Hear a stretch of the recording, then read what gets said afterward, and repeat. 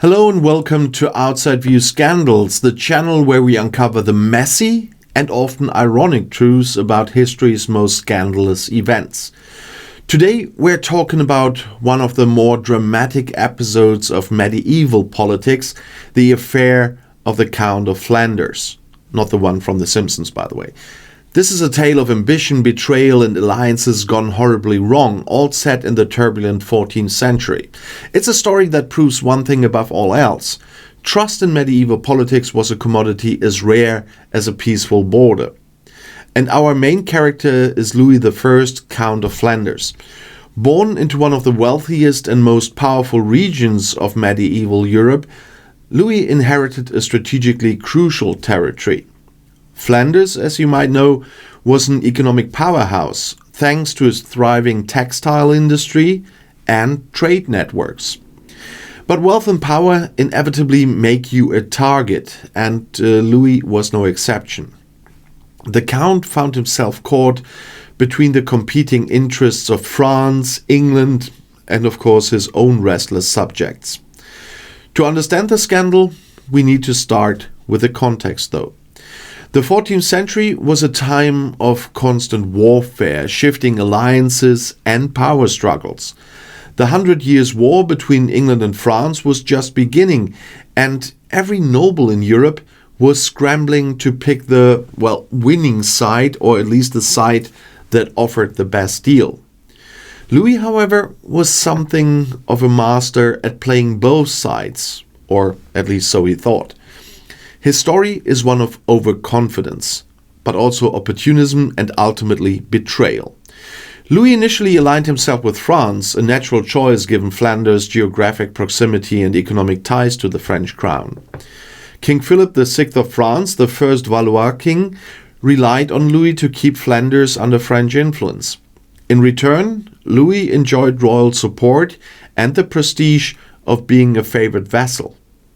But there was a catch. The merchants of Flanders, particularly in cities like Ghent and Brugge, had strong economic ties to England. England was the primary supplier of wool, the lifeblood of the Flemish textile industry. And as you can imagine, this created a bit of tension here. And the merchants, led by powerful guilds, were increasingly unhappy with Louis' pro-French policies. They feared that aligning too closely with France would jeopardize their lucrative trade with England. Louis, however, was determined to maintain his alliance with France, even if it meant alienating his own people. And here's where the irony begins. For a man so skilled in navigating the treacherous waters of medieval politics, Louis seemed spectacularly oblivious to the storm brewing in his own backyard.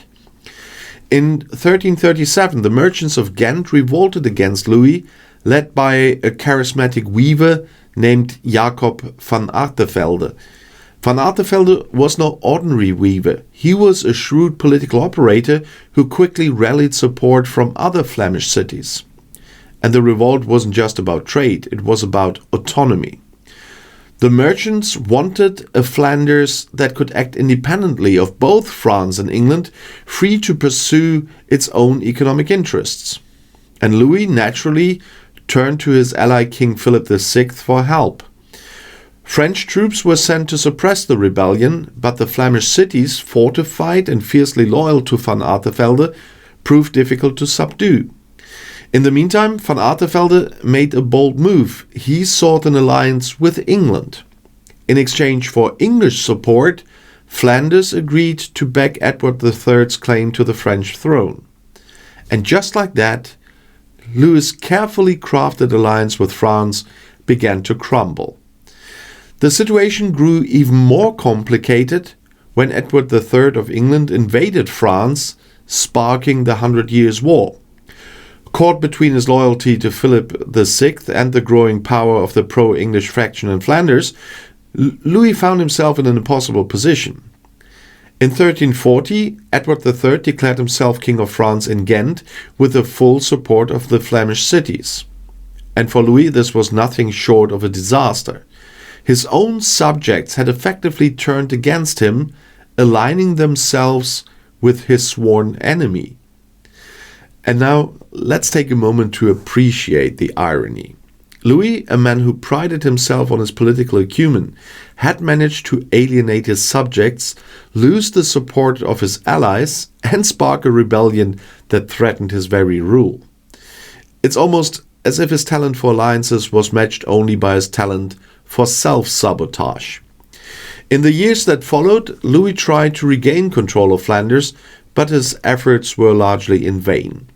The rebellion had taken on a life of its own, and the Flemish cities were increasingly autonomous.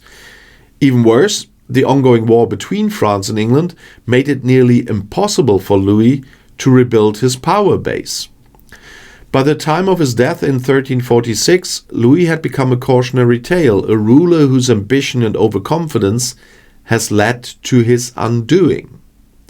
So, what's the scandal here? On the surface, it's a story of political miscalculation. But dig a little deeper and you'll find a tale of betrayal. Louis betrayed the trust of his subjects by prioritizing his alliance with France over their economic interests. And in turn, his subjects betrayed him by siding with England. It's a scandal that highlights the fragility of power and the dangers of overplaying your hand in a game where loyalty is fleeting. And let's not forget the human cost. The conflict sparked by Louis' alliances and betrayals led to years of unrest, economic disruption, and bloodshed. The people of Flanders, caught between the ambitions of their count, their king, and their neighbors, paid the ultimate price. So, what can we learn from the affair of the Count of Flanders? Well, perhaps the most important lesson is this. In politics, as in life, trust is everything. Without it, even the most powerful ruler can find himself isolated and vulnerable. Louis I of Flanders may have been a skilled politician, but his inability to balance the competing demands of his allies and his subjects ultimately cost him everything. So, what do you think? Was Louis I a victim of circumstances beyond his control, or did his own ambition and arrogance seal his fate? I'm really interested, so let me know your thoughts in the comments below the video. And don't forget to like, subscribe, and hit the bell for more deep dives into history's most fascinating scandals. Thank you for watching Outside View Scandals, and I'll see you in the next video. The next one is right here in the end screen.